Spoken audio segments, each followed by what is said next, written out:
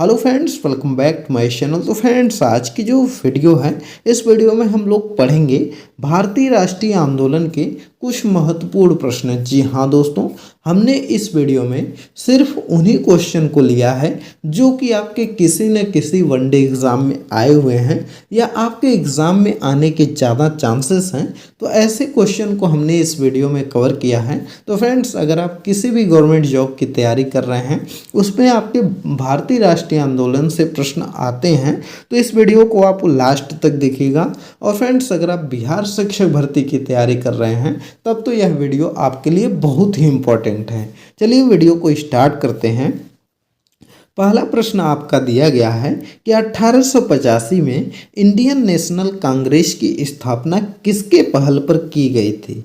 Mahatma Gandhi, A.O.. Hume, Gopal Krishna Gokhale कि बाल गंगाधर तिलक? तो यहाँ पर देखिए, जो सही आंसर आपका हो जाएगा वह आपका हो जाएगा ए.ओ. ह्यूम ने। जी हाँ दोस्तों, यहाँ पर जो है कि 1885 ईस्वी में ए.ओ. ह्यूम ने जो है वह आपका इंडियन नेशनल कांग्रेस की स्थापना की थी।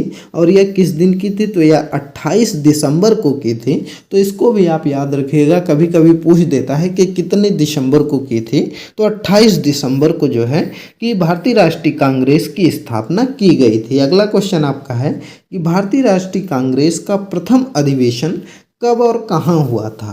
28 दिसंबर 1885 को बम्बई में हुआ था, कि 28 दिसंबर 1885 को लखनऊ में हुआ था, कि 25 दिसंबर 1885 को सूरत में हुआ था, कि 25 दिसंबर 1885 को दिल्ली में हुआ था?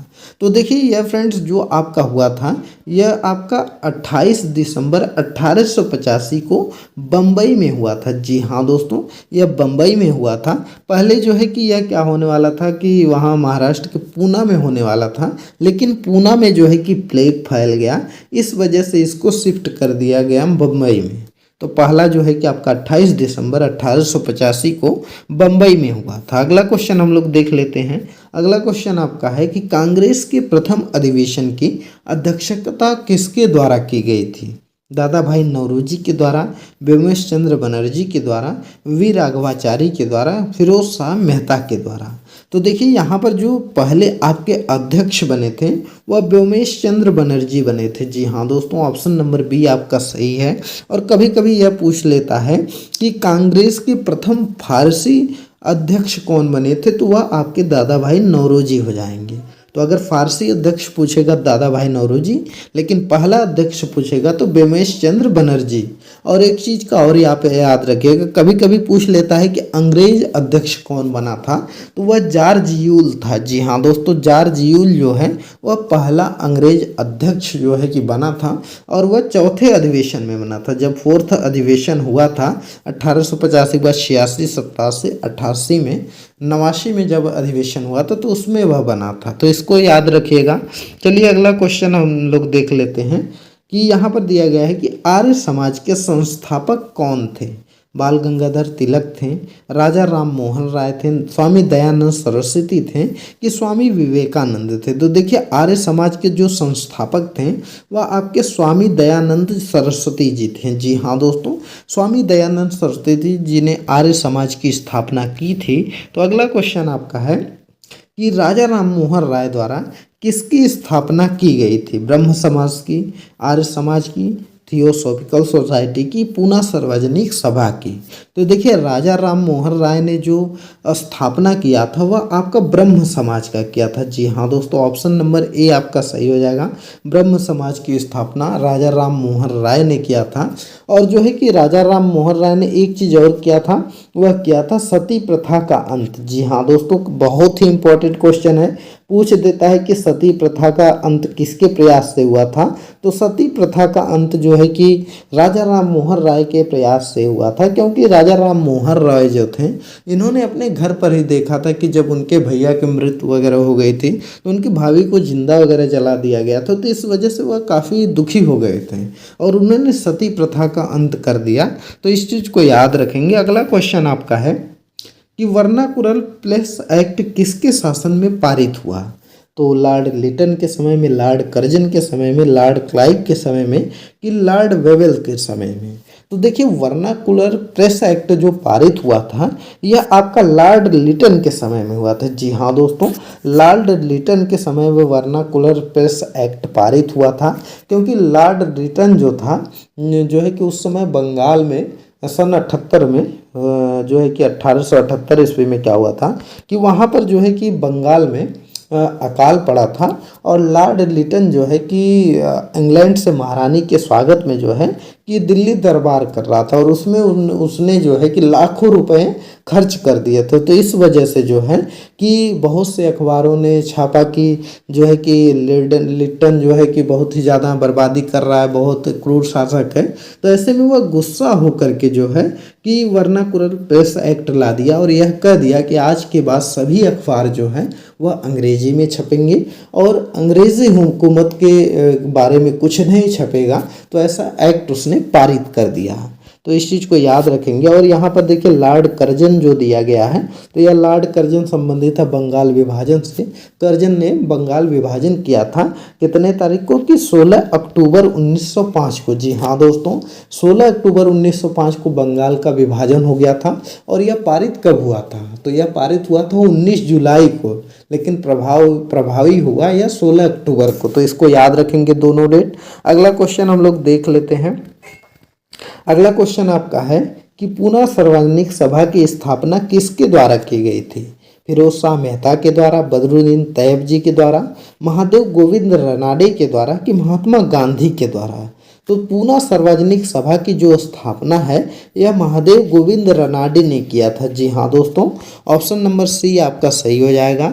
अगला क्वेश्चन देखते हैं कि यंग इंडिया के लेखक कौन है? जी हाँ दोस्तों, यहाँ पर पूछा गया है कि बाल गंगाधर तिलक हैं, सुभाष चंद्र बोस हैं, लाला लाजपत राय हैं, कि सुरेंद्र नाथ बनर्जी हैं? तो देखिए यंग इंडिया बहुत ही कंफ्यूजन हो जाता है बच्चों को कि यंग इंडिया जो लेखक हैं इसके, यह जो है कि लाला लाजपत राय हैं। और आप देखेंगे कि यंग इंडिया नाम से ही एक गांधी जी की पत्रिका भी आती थी। तो इसी में बहुत लोग कंफ्यूज हो जाते हैं कि यंग इंडिया में गांधी जी को लगा देते हैं। लेकिन फ्रेंड्स, अगर यंग इंडिया पत्रिका के बारे में पूछें तब आप गांधी जी लगाइएगा, लेकिन अगर यंग इंडिया लेखक के बारे में पूछ रहा है तो यहाँ लाला लाजपत राय आपके हो जाएंगे। बुक इन्होंने लिखी थी और जो पत्रिका थी वह गांधी जी लिखते थे। चलिए अगला क्वेश्चन देखते हैं। इल्बर्ट विधेयक किस वायसराय के काल में पेश किया गया था? Lord Canning, Lord Ripon, Lord Linton, कि लॉर्ड कर्जन? तो देखिए जो यह इल्बर्ट विधेयक था यह लॉर्ड रिपन के समय में पेश हुआ था। जी हाँ दोस्तों, लॉर्ड रिपन जो था वह आपका लिटन के बाद आया था। तो उसने क्या किया था, वर्नाकुलर प्रेस एक्ट भी लॉर्ड रिपन हटा दिया था, और यहाँ पर उसी के समय में इल्बर्ट बिल लाया गया था। तो इस चीज़ को आप याद रखिएगा। अगला क्वेश्चन आपका है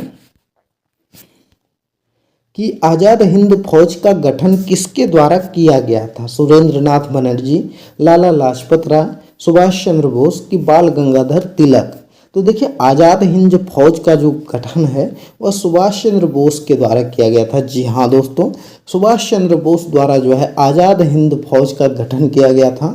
तो इसको आप याद रखेंगे। और एक चीज़ और फैक्ट आप याद रखिएगा सुभाष चंद्र बोस के बारे में कि सुभाष चंद्र बोस जो थे वह 1938 ईस्वी में भारतीय राष्ट्रीय कांग्रेस की अध्यक्षता किए थे, और 1939 में जब भारतीय राष्ट्रीय कांग्रेस को अध्यक्ष चुनने की बारी आई थी तो उसमें क्या हुआ था कि उसमें वोटिंग हुआ था, और वोटिंग में सुभाष चंद्र बोस एक तरफ खड़े थे और दूसरी तरफ से जो है कि गांधी जी के द्वारा जो है कि सिद्धारमैया को खड़ा किया गया था। तो उसमें क्या हुआ था, सुभाष चंद्र बोस जीत गए थे। तो लेकिन फिर क्या हुआ कि जो इतने कांग्रेसी नेता थे और जो गांधी जी थे वो लोग नाराज़ हो गए थे, जिससे बाद में सुभाष चंद्र बोस ने गुस्सा होकर के इस्तीफा दे दिया था। तो उसके बाद जो है कि 1939 के अधिवेशन में डॉक्टर राजेंद्र प्रसाद को अध्यक्ष बनाया गया था। तो इस चीज़ को याद रखिएगा, बहुत ही इंपॉर्टेंट है। बहुत बार आपके एग्जाम में पूछा गया है कि जो है कि किसको अध्यक्ष 1939 में बनाया गया था, कौन जीते थे, और 1946 ईस्वी में जो अध्यक्ष बने थे वह आपके अबुल कलाम आज़ाद बने थे, तो इस चीज़ को भी आप याद रखिएगा। सबसे कम उम्र के अध्यक्ष थे और सबसे ज़्यादा साल तक रहे थे, क्योंकि 1940 के बाद भारतीय राष्ट्रीय कांग्रेस का कोई अधिवेशन ही नहीं होता है, फिर सीधे 1945 ईस्वी में अधिवेशन होता है। और सिद्धारमैया जो थे वह आपका जो जब जीते नहीं तो उसके बाद उनको अध्यक्ष नहीं बनाया गया, और सिद्धारमैया तब अध्यक्ष बने जब जो है कि इंडिया स्वतंत्र हो गया 1948वें अधिवेशन में स्वतंत्र भारत में। तो इस चीज़ को याद रखिएगा। यहाँ पर देखिए बाल गंगाधर तिलक का भी दिया गया है। तो बाल गंगाधर तिलक ने कहा था कि स्वराज मेरा जन्मसिद्ध अधिकार है, मैं इसे लेकर रहूँगा। इस चीज़ को याद रखिएगा। और अगला क्वेश्चन देख लेते हैं। अगला क्वेश्चन आपका है कि ब्रिटिश इंडिया सोसाइटी की स्थापना किसके द्वारा की गई थी? ए.ओ. ह्यूम के द्वारा, सुरेंद्रनाथ बनर्जी के द्वारा, दादा भाई नौरोजी के द्वारा, फिरोज शाह मेहता के द्वारा। तो देखिए यहाँ पर ब्रिटिश इंडिया सोसाइटी की जो स्थापना है वह दादा भाई नौरोजी ने किया था। जी हाँ दोस्तों, दादा भाई नौरोजी ने ब्रिटिश इंडिया सोसाइटी की स्थापना भी किया था। तो इस चीज़ को आप याद रखिएगा। और यहाँ पर इन्होंने जो है कि अगला क्वेश्चन चलिए देख लेते हैं, बाद में उसका डिस्कशन करेंगे। यहाँ पर देखिए दिया गया है कि भारत सेवक समाज के संस्थापक कौन थे? गोपाल कृष्ण गोखले थे, दादा भाई नौरोजी थे, एनी बेसेंट थे, कि सुरेंद्रनाथ बनर्जी थे? तो देखिए भारत सेवक समाज की जो स्थापना किए थे वह गोपाल कृष्ण गोखले थे। जी हाँ दोस्तों, गोपाल कृष्ण गोखले भारत सेवक समाज की स्थापना किए थे। तो इसको याद रखिएगा। चलिए गोखले के बारे में कुछ और जान लेते हैं। तो गोखले जो थे यह 1905 के अधिवेशन में अध्यक्षता किए थे। जी हाँ दोस्तों, भारतीय राष्ट्रीय कांग्रेस की 1905 का जो अधिवेशन हुआ था उसमें जो है कि गोखले जी ने अध्यक्ष बने थे।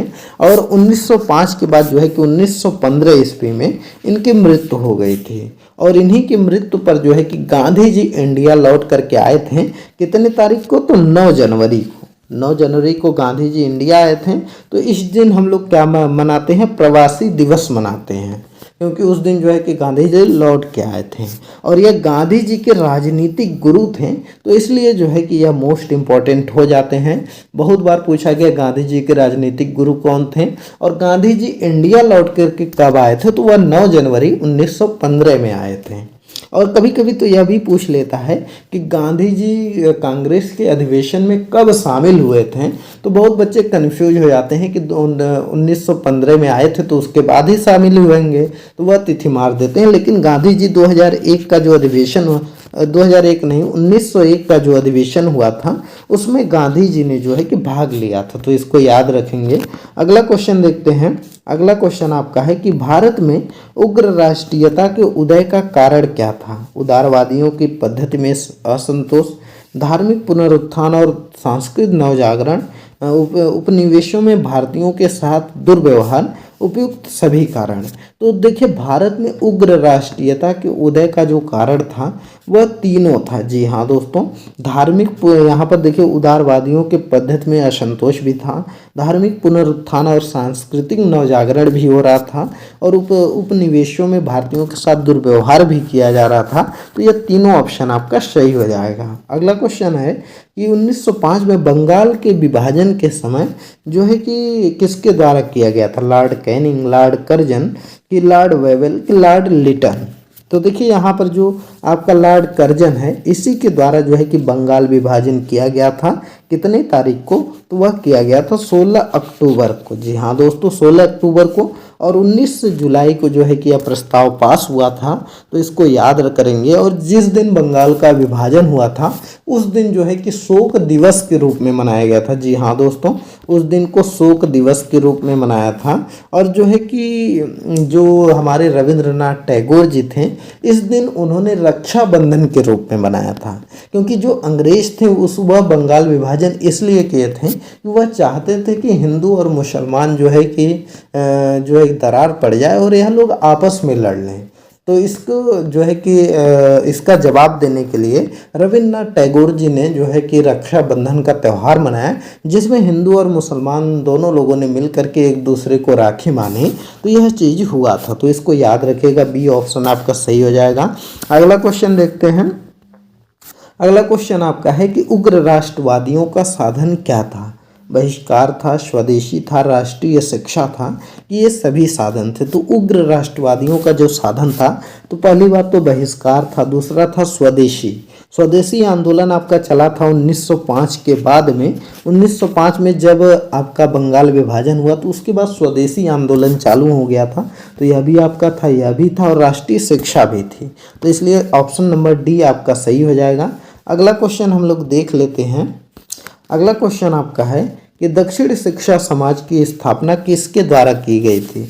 बाल गंगाधर तिलक द्वारा, लाला लाजपत राय द्वारा, बिपिन चंद्र पाल द्वारा, कि सुरेंद्र नाथ बनर्जी द्वारा? तो देखिए, बाल गंगाधर तिलक द्वारा जो है दक्षिण समाज शिक्षा समाज की स्थापना की गई थी। जी हाँ दोस्तों, ऑप्शन नंबर ए आपका सही हो जाएगा।